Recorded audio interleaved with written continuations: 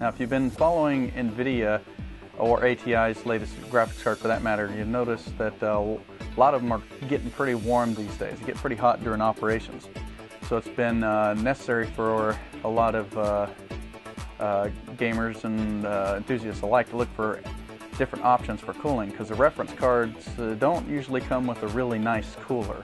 Good case in point would be our friends here at Zotac loaned us this GTX 480 here to give a little test run. But these cards here have actually, even with their heat pipes, have been pretty warm. They get pretty hot. So what Zalman's been doing is working on all three options, cooling both nVidia and ATI. For instance, here we have the VF3000N. This one actually works best with GTX 260, 270, 275, 280, 285s.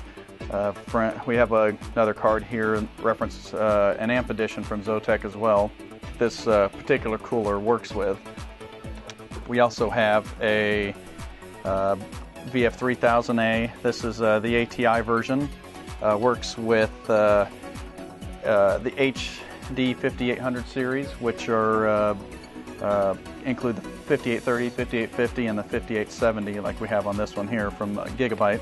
So we have a black one for the N, red one for the A, and then the newest one to the Zalman lineup is the VF3000F. Will work with the 470s and 480s. All three coolers sport 92mm cooling fans.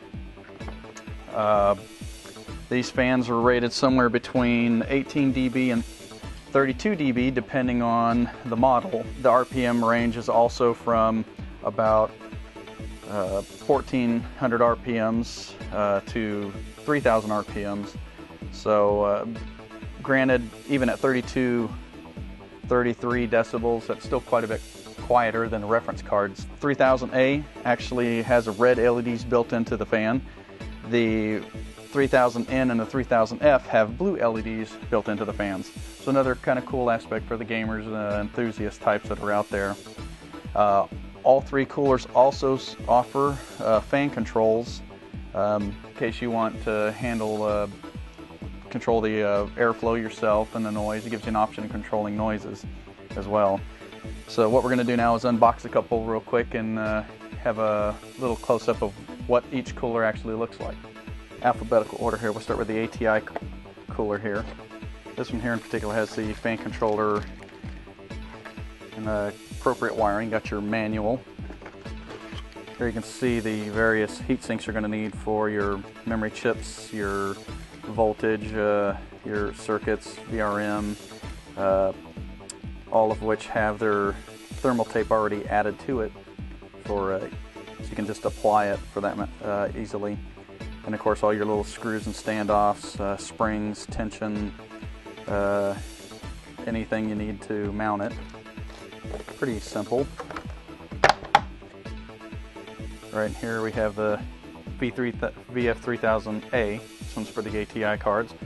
Notice the really slick, nice aluminum red. It's pretty sharp, really attractive looking. And your LED fans there are 92mm. Pretty lightweight overall. This is probably somewhere around 430 grams or so, if that. And then you can, on the bottom half here, you can see the copper heat pipes that span through. The three go off of one side, the left side, and here, and then go completely to the end. You can see really nice soldering joints. And the other thing is, zoom in here just a little bit, copper base here, you can kind of see the reflection of my finger off of there. It's really smooth. There's no abrasions whatsoever. It's completely polished. So overall, really, really nice cooler here. We'll move over to the 3000F. Again, same components inside here. Your thermal paste, some actually good looking thermal paste too. It's gray, so it usually gives you an indication it's better than just the cheap stuff. Again, once again, plenty of standoff, tension screws, springs, the fan controller, your wiring, washers to help insulate against any grounding. And then we'll go ahead and take a peek at this manual here. very detailed drawings here.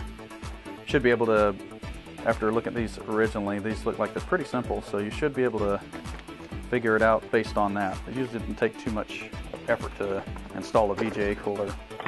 Again, this one's for the GTX 460 models, for the latest 400 series, 470, 480. Again, really nice nVidia green aluminum shroud here. It's really well manufactured.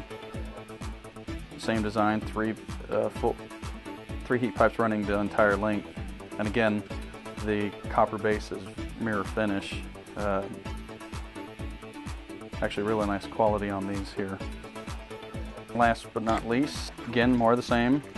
Fan controller, RAM sinks, and all the wiring standoffs you're going to need for installation. Color change here. The 3000N is actually jet black. Another nice finish to the aluminum cover on this. Pretty snazzy all around. Again, blue LED fans, just like on the F model.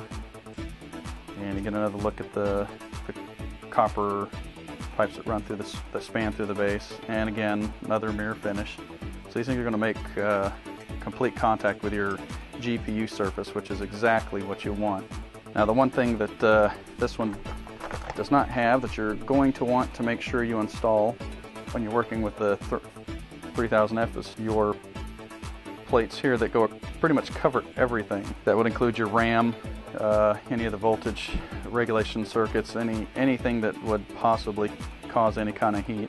This is what it's going to take to keep it nVidia certified. All right, we want to give you a look at something here to think about while you're installing. There are quite a few people that have commented that they're having issues installing these coolers, or any GPU cooler, aftermarket GPU cooler for that matter, on their GTX 400 series, and they're breaking their cards. Well, you'll notice that there are a lot of small screws that have to be removed in order to get this cooler off.